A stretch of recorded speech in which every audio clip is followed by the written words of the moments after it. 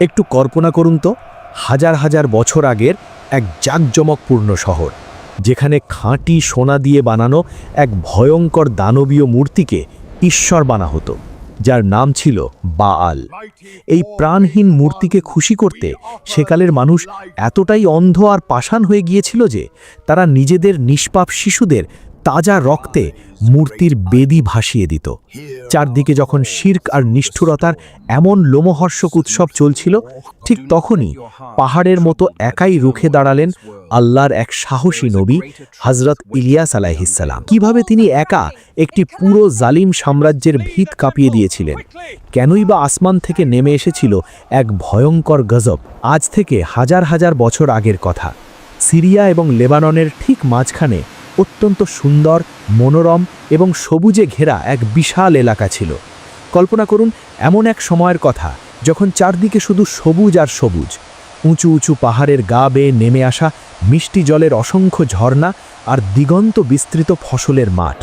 এই মনোরম এবং শান্ত অঞ্চলের ঠিক মাঝখানে গড়ে উঠেছিল এক জাঁকজমকপূর্ণ শহর, যার নাম ছিল বাক।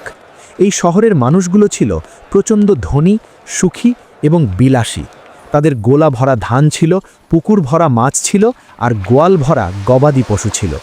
এখানকার মাটি এতটাই উর্বর ছিল যে বীজ ফেললেই যেন সোনা ফলত। একজন সাধারণ চাষিও সেকালে অভাব কী জিনিস তা জানত না। তাদের ঘরে সর্বদা শান্তির সুবাতাস বইত। মহান আল্লাহ রাব্বুল আলামিন তাদের উপর নেয়ামতের অঝোর বৃষ্টি বর্ষণ করেছিলেন।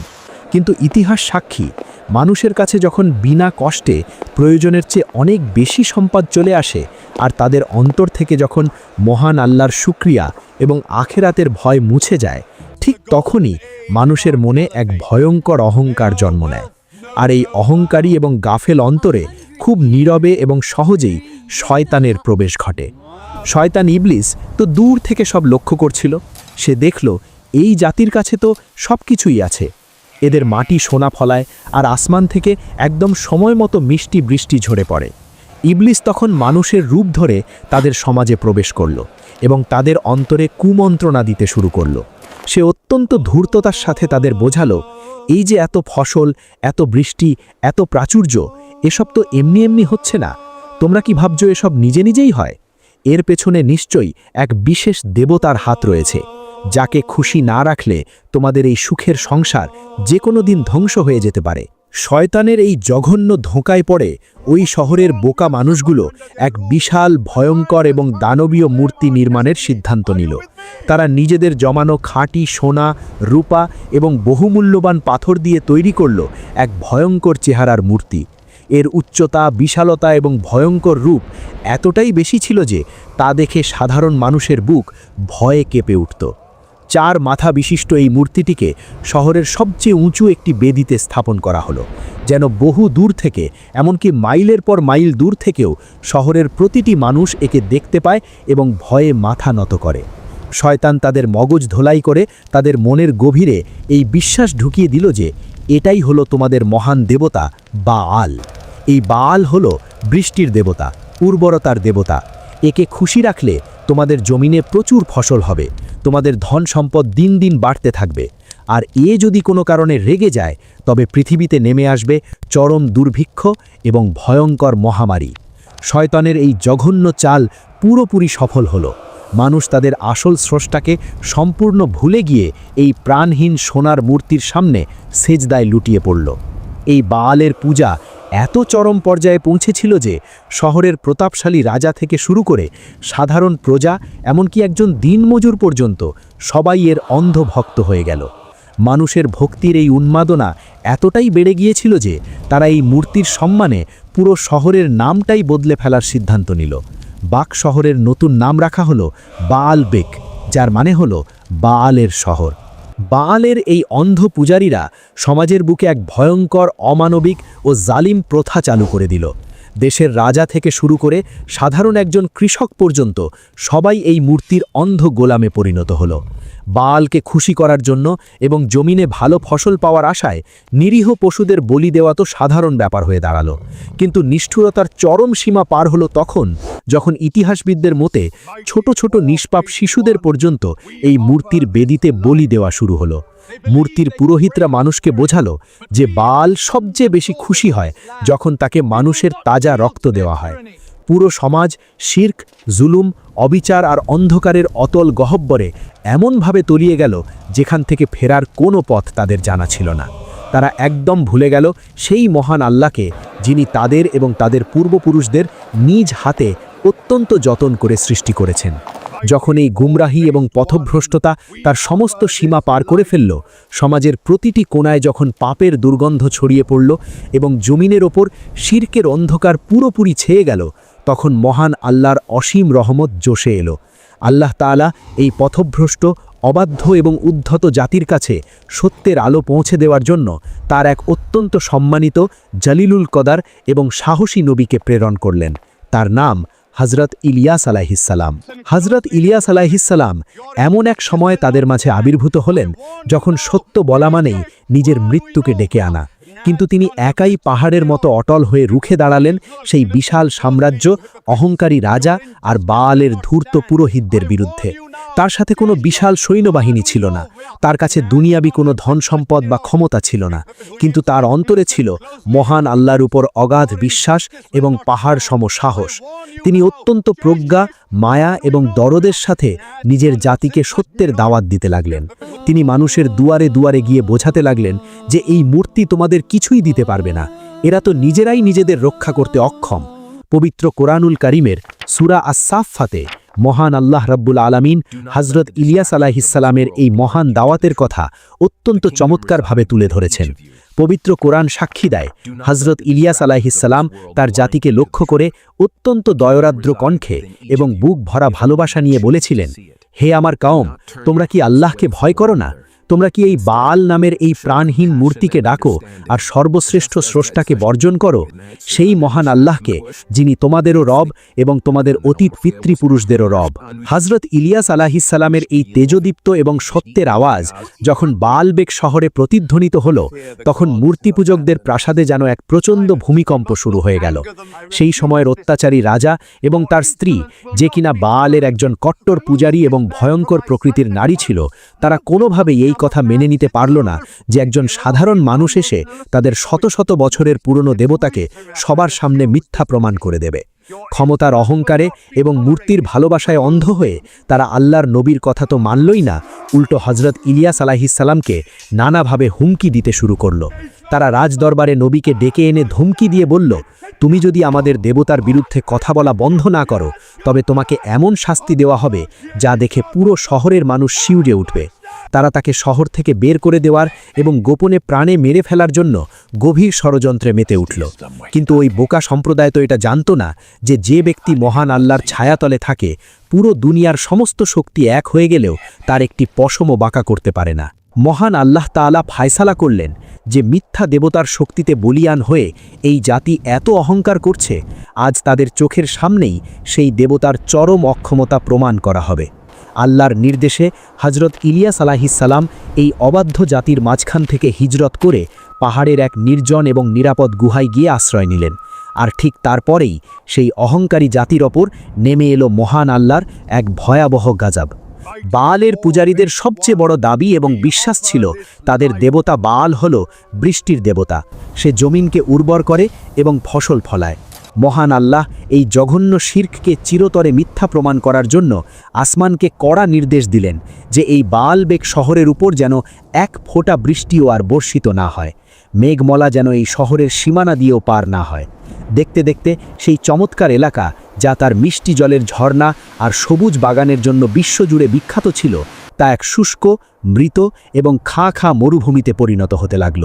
আকাশ থেকে যেন রোদের আগুন ঝরতে লাগল। একটি বছর কেটে গেল, আসমানে এক টুকরো মেঘেরও দেখা মিলল না। দ্বিতীয় বছর এলো, প্রচণ্ড খরায় মাটি ফেটে চৌচির হয়ে গেল, নদীর পানি একেবারে শুকিয়ে গেল এবং মাঠে ফলানো কৃষকের সোনার ফসল শুকিয়ে একেবারে ছাই হয়ে গেল। তৃতীয় বছর আস্তে আস্তে পুরো বালবেক শহরে এক ভয়াবহ এবং নির্মম দুর্ভিক্ষ গ্রাস করল।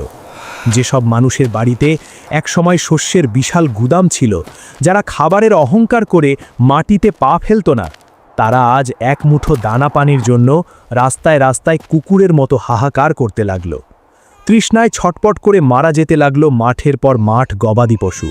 ছোট ছোট শিশুরা পানির তৃষ্ণায় ডুকরে কেঁদে মায়ের কোলেই মৃত্যুর কোলে ঢলে পড়তে লাগল। এই চরম বিপদের সময় বালের পুরোহিতরা পাগলের মতো তাদের সেই সোনার মূর্তির সামনে গিয়ে আছড়ে পড়তে লাগল।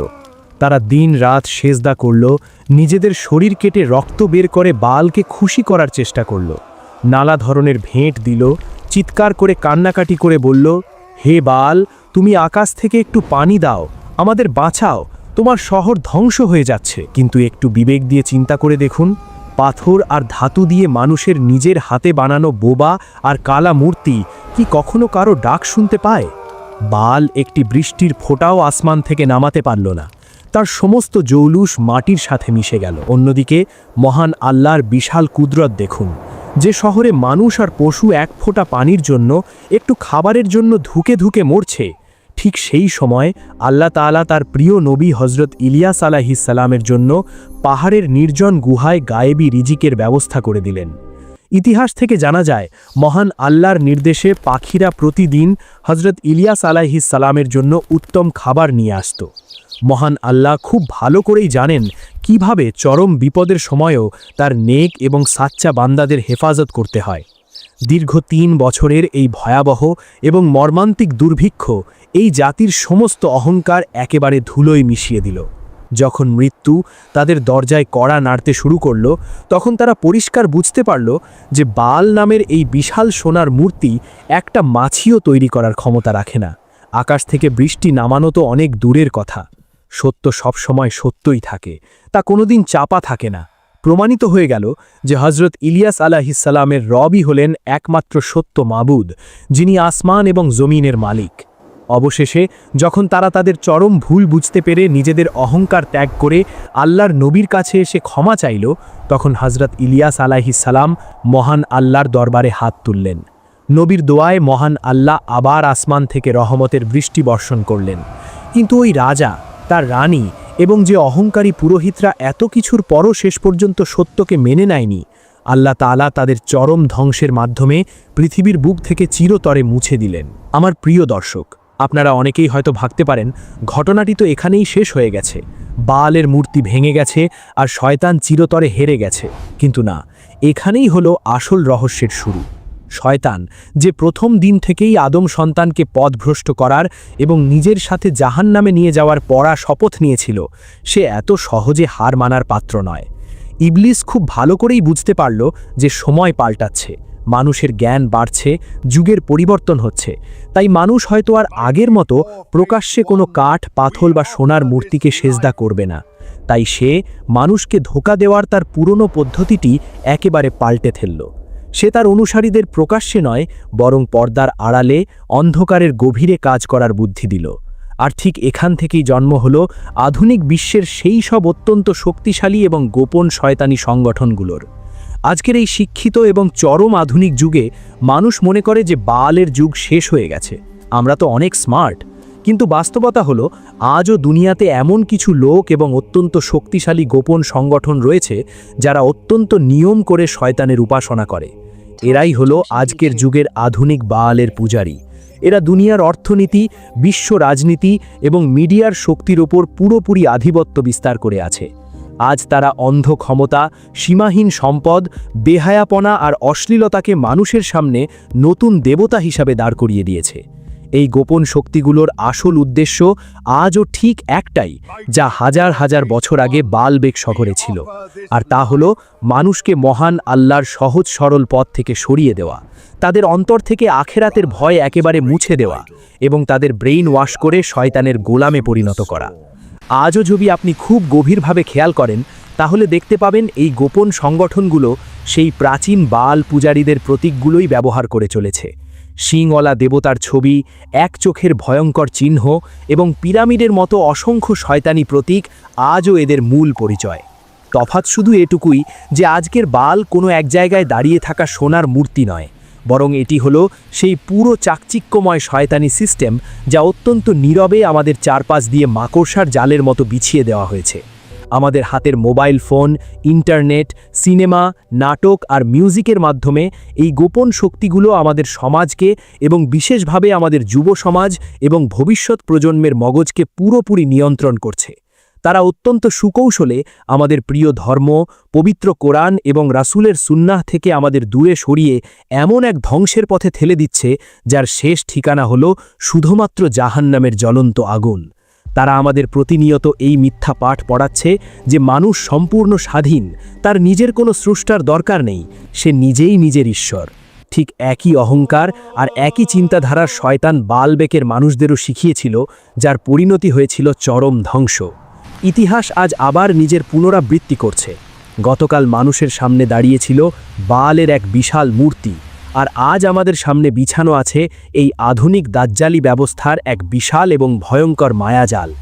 তবে এই চারদিকের ঘন অন্ধকার আর ফিতনার জাল যতই শক্তিশালী হোক না কেন, আমাদের ভয় পাওয়ার কিছু নেই, কারণ আমাদের পথ দেখানোর জন্য বিশ্বনবী হজরত মুহাম্মদ সাল্লাল্লাহু আলাইহি ওয়াসাল্লামের পবিত্র সুন্নাহ এবং মহান আল্লাহর কালাম পবিত্র কোরআন আমাদের কাছে রয়েছে।